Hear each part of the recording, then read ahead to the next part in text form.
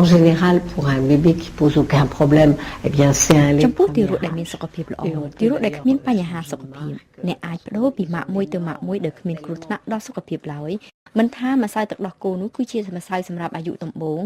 ឬដល់អាយុ6ខែទេព្រោះអីការផលិតទឹកដោះគោក្មេងគេត្រូវគោរពច្បាប់យ៉ាងតឹងតែងបំផុតដូច្នេះភាពខុសគ្នាពីម៉ាក់មួយទៅម៉ាក់មួយក៏មានតិចតួចណាស់ដែរលើកលែងតែទារកដែលមានបញ្ហាឈឺពោះបេះដូងក្រពះកិនមិនស្រួលមិនទទួលជាតិទឹកដោះគោខ្លះនោះបញ្ជាគ្រូពេទ្យគឺជាការចាំបាច់ចំណែករបៀបឆុងវិញគេត្រូវគោរពតាមកម្រិតបញ្ជាក់របស់អ្នកផលិតគឺទឹក30ក្រាមម្សៅ1ស្លាបព្រាវល់ចាក់ទឹកសិនសម្គាល់ម្សៅដាក់តាមក្រោយរួចក្រឡុកឲ្យសព្វធ្វើបាននៅមន្ទីរពេទ្យឬក៏ពេលចេញដំណើរទៅណាម្ដងម្កាលយើងអាចបំបៅទឹកដោះគោកូនក្នុងកម្ដៅធម្មតាក៏ប៉ុន្តែយកល្អគួរតែកម្ដៅសិនឲ្យក្ដៅអ៊ុនៗដូចជាទឹកដោះម្ដាយ26ដឺក្រេវាអាចជួយសម្រួលដល់ការ la digestion et donc quand vous pourrez le tiédir, c'est quand même mieux. Donc dans votre sein, le lait, il est toujours ទឹកដោះ stérile. ម្ដាយគឺជាទឹកដោះដែលគ្មានមីក្រូបដូច្នេះអ្នកត្រូវតែរៀបចំទឹកដោះគោដបទឹកដោះគោឲ្យស្អាតគ្មានមីក្រូបដូចគ្នានៅ6ខែដំបូងអ្នកត្រូវស្ងោរដបជារៀងរាល់ថ្ងៃការស្ងោរឬចំហុយដបទៅក្នុងទឹកពុះរយៈពេល15នាទីហើយចំណែកក្បាលដោះវិញ5នាទីនៅស្រុកជឿនលឿនគេមានថ្នាំគីមីមិនពុលសម្រាប់ដាក់លាយក្នុងទឹកសម្រាប់មេរោគដោយទឹកត្រជាក់ហើយនៅមធ្យោបាយមួយទៀតដែលងាយស្រួលដែរនោះគឺដាក់ដបចំហុយនៅក្នុង microwave ដបទឹកដោះគោណាដែលកូនបានបៅបន្តិចហើយនៅសល់ខ្លះក្នុងដបអ្នកអាចទុកឲ្យកូនបៅទៀតបានក៏ប៉ុន្តែទុកក្រោមតែ1ម៉ោងប៉ុណ្ណោះលើកទី1ម៉ោងទៅអ្នកត្រូវតែចាក់ចោលឆុងវាថ្មីមួយទៀត Mais après, il faut le jeter et recommencer dans un nouveau biberon stérile.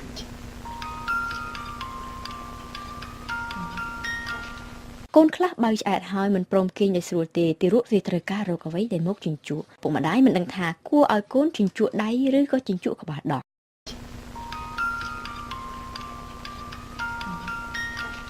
Si vous évitez de donner la tétine, ចំពោះករណីនេះប្រសិនបើអ្នកអាចបញ្ជាបានជាការប្រសើរណាស់ពីព្រោះក្បាលដោះនេះគ្មានប្រយោជន៍ទាល់តែសោះគ្មានប្រយោជន៍ពីព្រោះបើទៅវាមិនចេញអ្វីទេគ្មានជាតិគ្មានជើយកទៅចិញ្ចឹមរាងកាយឡើយកូនដែលបានទទួលការថ្នាក់ថ្នមបីបំត្រឹមត្រូវគ្រប់គ្រាន់មិនត្រូវការក្បាលដោះទេហើយក៏មិនជញ្ជក់ដៃដែរ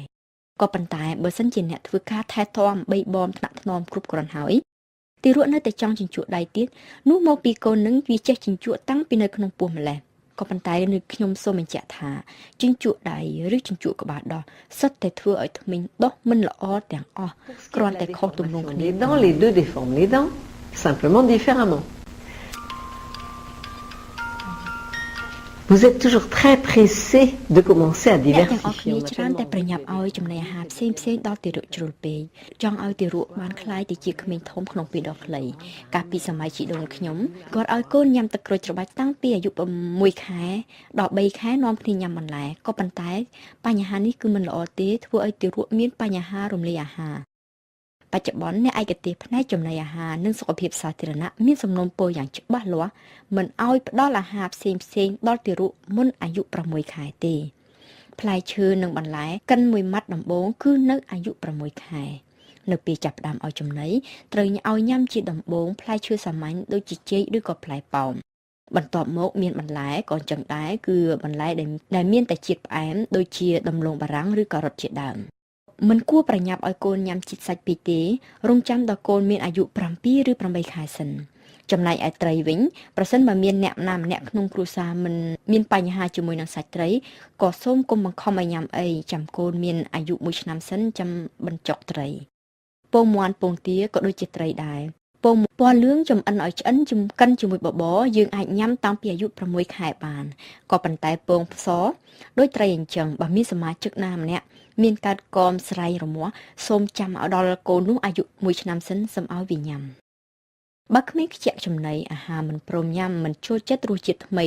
ចង់បានតែដបសូមកុំបារម្ភឲ្យញ៉ាំទឹកដោះគោនោះទៅចុះវាមានជាតិគ្រប់គ្រាន់សម្រាប់ចិញ្ចឹមសាររាងកាយយ៉ាងត្រឹមត្រូវ Le lait est un aliment absolument complet.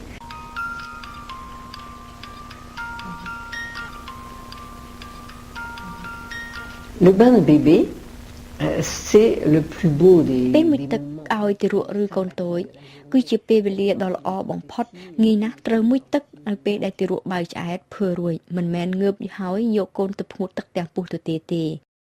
មិនចឹងមិនផ្ទុយនឹងអ្វីដែលគេធ្លាប់ហាមមិនឲ្យមុជទឹកក្រោយពេលញ៉ាំបាយរួចហើយ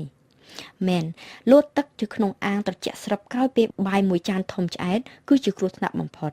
ក៏ប៉ុន្តែបណ្ដែតកូននៅក្នុងទឹកក្តៅអ៊ុនៗពេលបាយរួចគឺគ្មានគ្រោះថ្នាក់អ្វីទាល់តែសោះចំណែកឯការលាងសម្អាតក្បាលគឺជាការសំខាន់ណាស់ជាទូទៅឪពុកម្ដាយទាំងឡាយខ្លាចធ្លាយបង្ហើយកូនមិនសូវហ៊ានឲ្យប៉ះពាល់កន្លែងម្ដុំនោះទេសូមកុំភ័យនឹងបង្ហើយអីការពិតកន្លែងបង្ហើយនេះវាគ្មានឆ្អឹងមែនមានតែស្បែកក៏ប៉ុន្តែស្បែកត្រង់នោះគឺជាស្បែកស្រទាប់រឹងទាល់តែមែនតែនត្រឹមយកក្រាស់ទៅសិតគាស់ក្រមអាចក្របីថ្នមដើម្បីរក្សាស្បែកក្បាលឲ្យទទួលខ្យល់គឺគ្មានគ្រោះថ្នាក់អ្វីគួរឲ្យព្រួយបារម្ភសោះ Donc nettoyez bien son cuir chevelu pour qu'il respire.